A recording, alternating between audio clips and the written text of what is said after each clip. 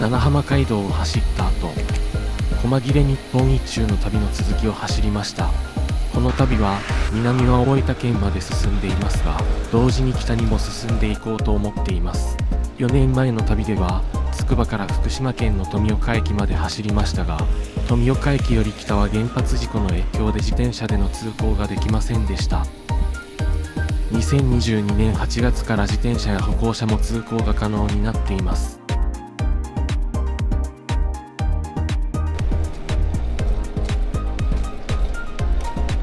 4年ぶりに富岡駅に来ました。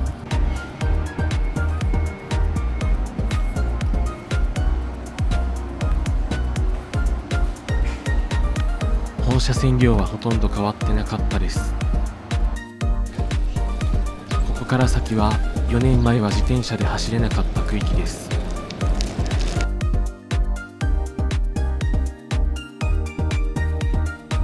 富岡駅近くの東京電力廃炉資料館を見学し、原発事故や廃炉作業について理解が深まりました。しかし、原発事故の影響がいかに深刻なものか、ここからのライドで実感することになりました。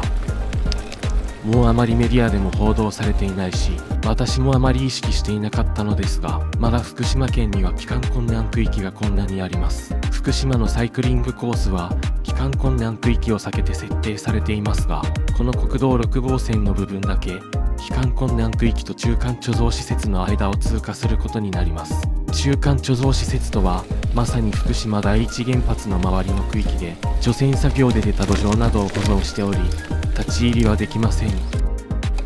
この辺りは何の制限もありません。普通な感じです。コンビニで休憩しました。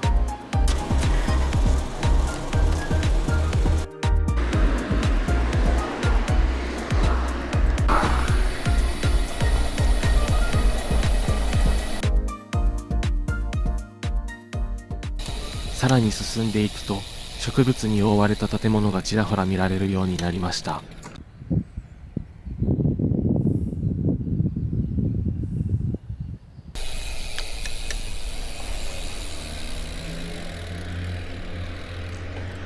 そして、帰還困難区域と中間貯蔵施設区域に挟まれた国道6号線に入りました。歩いている人は一人もいません。立ち入りが禁止されている右側の区域では、植物に飲まれたようになっている建物も見えました。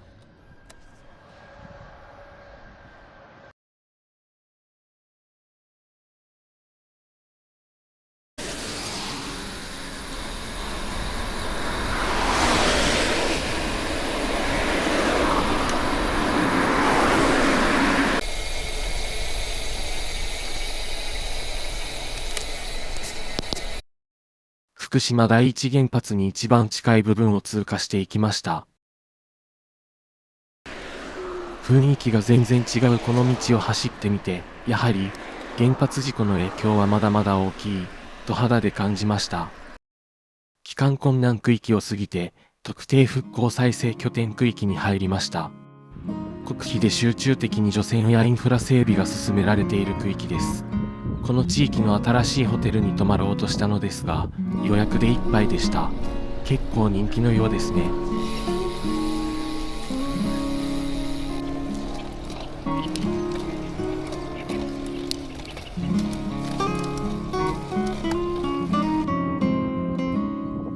福島県復興記念公園。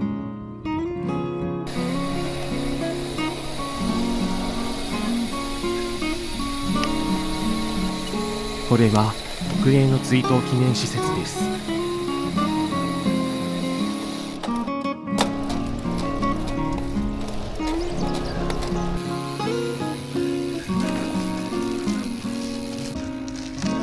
諸竹地区集落跡。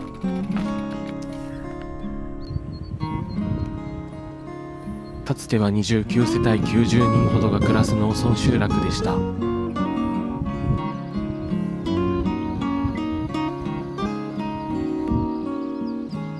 震災以降、浪江町立請戸小学校、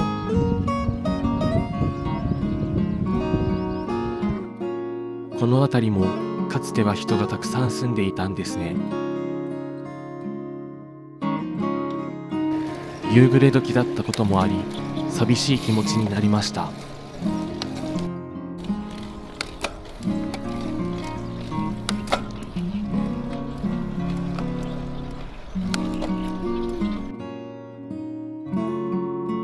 ホテルがなかなか見つかりませんでしたが、国道6号線沿いのホテルが取れました。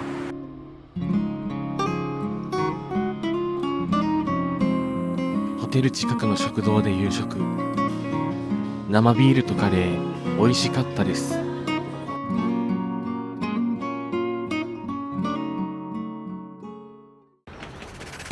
次の日も良い天気でした。準備完了です。引き続き北に向かって走ります。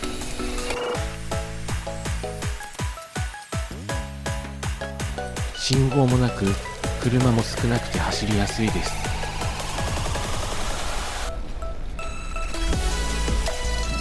田植えしたばかりの水田って美しいですよね。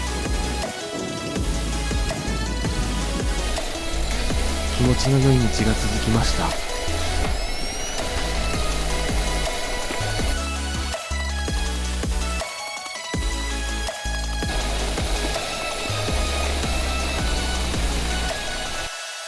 この辺り、水田と太陽光発電所が多いですね。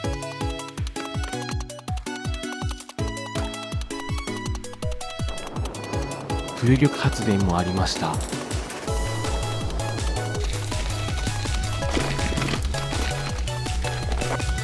震災の時、こんだけ残った鹿島の一本松が立っていたところです。残念ながら枯れてしまいましたが、子孫が残っているようです。もう昼過ぎでかなりお腹が空きました。しかし、この辺り、レストランもコンビニもなく、行動食のストックもなく、ハンガーノックの危機となりました。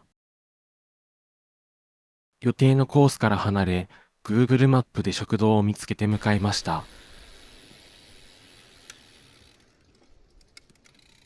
定休日、マジか。しかし、定休日、次の道の駅まで16キロぐらいはあるので、自動販売機でカロリーありそうなジュースを買って、燃料としました。空腹に耐えて走り続けました。整然とした美しい田園地帯が続きます。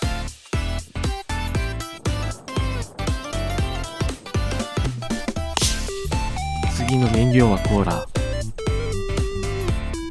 コーラの糖分は燃焼させて走ります。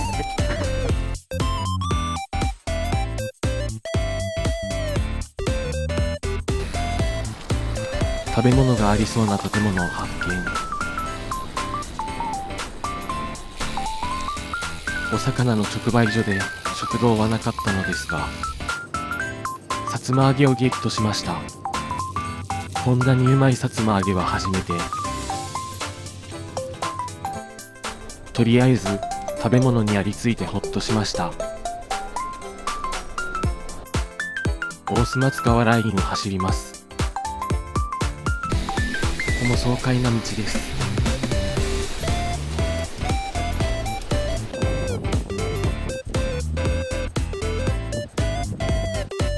太平洋と松川浦とを両手に臨むことができます。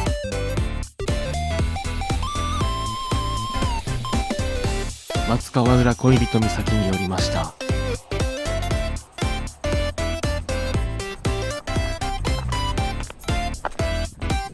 これは恋人と来たい岬ですね。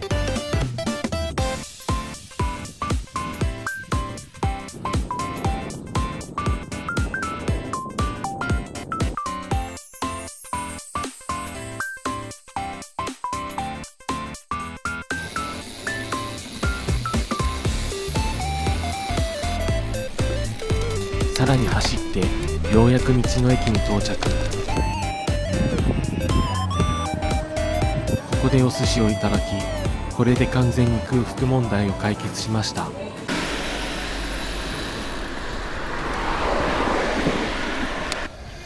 さらに北に進みます。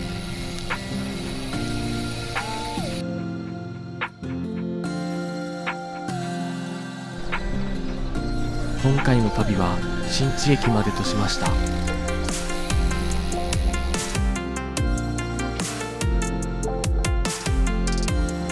原発事故の問題などいろいろ考えさせられるライドでした。最後までご視聴ありがとうございました。